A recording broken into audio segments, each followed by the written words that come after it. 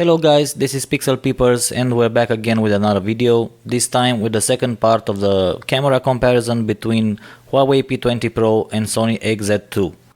And we have a low light comparison for you. Let's check it out guys.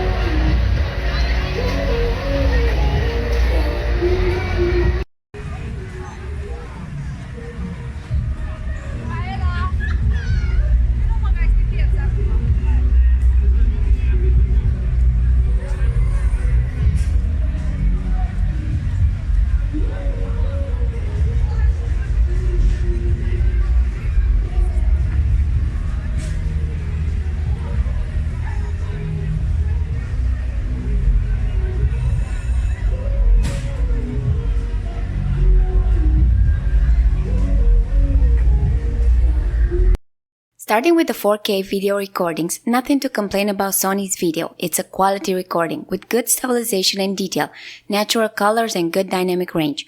But would you look at the mess Huawei did in its video footage? This is not the first try. I restarted the phone to clear out any bug, but the results were still the same. Frame rate and stabilization is atrocious, and all the lights in the scene drove the sensor crazy and overexposed everything. I think it's a software issue, and I urge Huawei to fix this as soon as possible, as video in dark places with strong lights is unusable.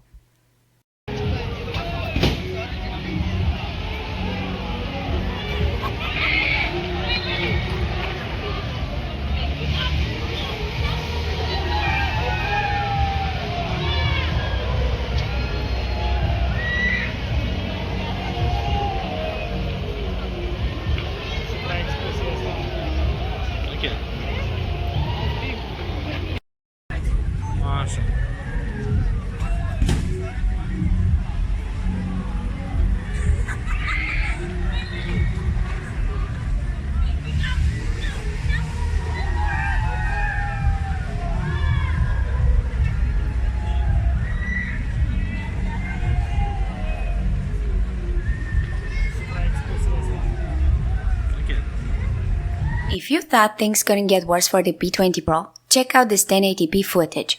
It exhibits the same horrible exposure and frame rate, but now stabilization makes things even worse with plenty of harmful artifacts. I think it's the new software update that messed everything up for Huawei.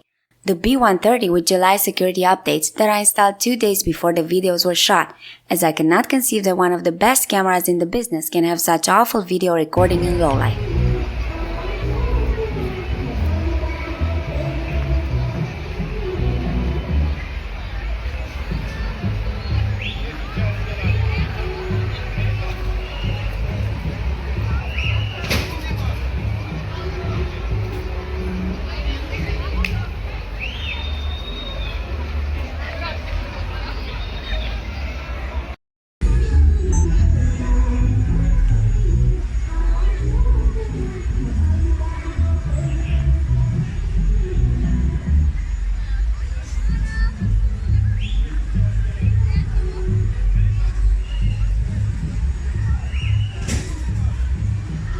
Finally, Huawei makes a comeback with the front video recording.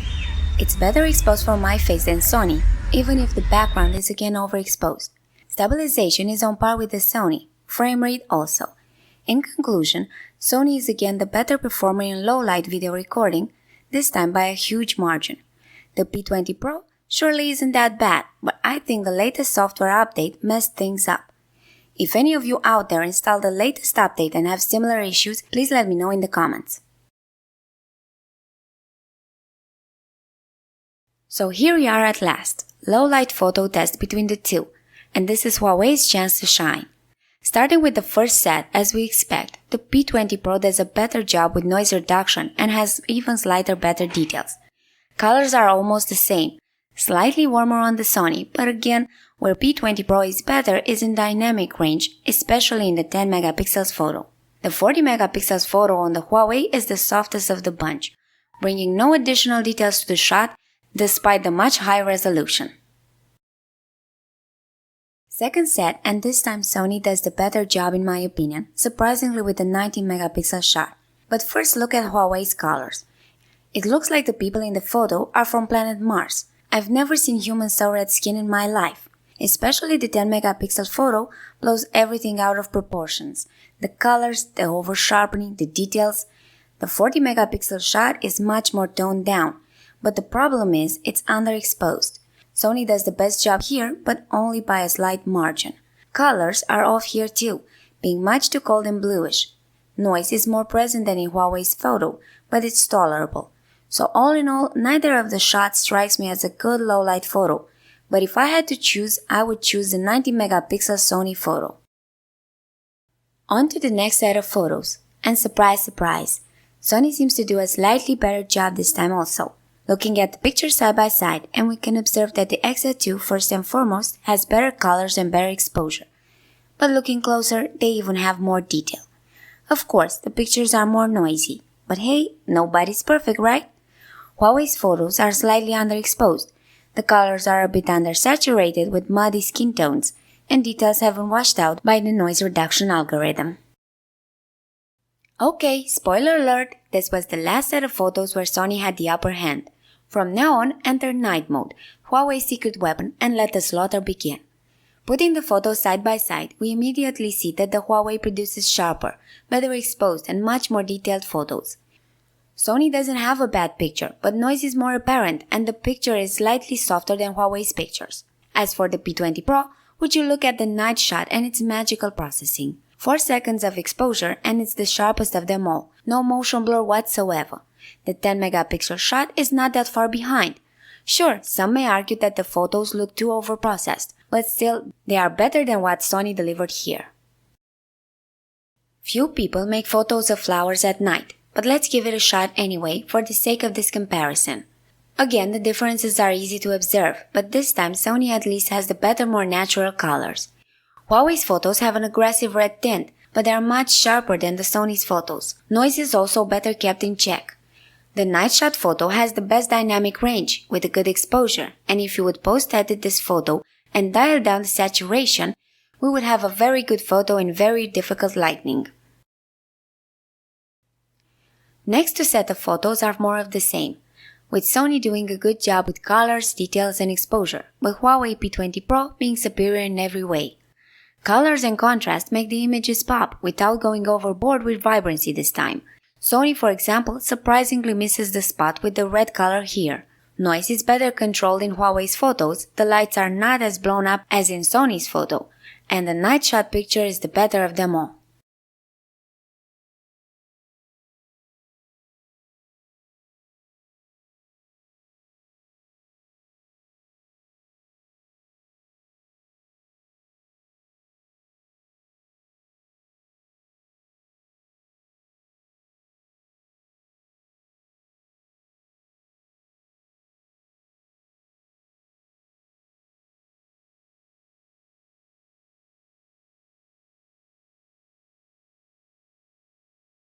To check motion blur at night, people moving is not the best test, as one man can move slower or faster at a given time, so the test wouldn't be that precise. So we took a shot of this merry-go-round that was spinning at a constant speed. As you would expect, the night shot photo has the most motion blur here, but not as much as one would expect from a 4 seconds long shutter speed. The night shot photo is followed by Huawei's 10 megapixels regular photo, with much lower levels of motion blur. The best of all three is the Sony, which freezes the moving elements perfectly even if it uses the same shutter speed as Huawei's in its regular photo. Motion blur aside, Huawei again has the better photos with less noise, sharper details and much better dynamic range. Let's test the manual HDR modes of the two phones in low light. Here it's a matter of personal taste. If you like natural looking photos, Sony is better, with more true to life colors, natural exposure and no HDR effect whatsoever. If you love a more dramatic shot, Huawei is for you, delivering a very processed photo with exaggerated colors but much better dynamic range. Dark areas in the picture are perfectly exposed, bringing back details, like in the trees in the background. The P20 Pro photo is also cleaner and more detailed. Testing background defocus versus aperture mode again is a matter of preference. If you like the sharper, more detailed and more natural photo, again go with Sony.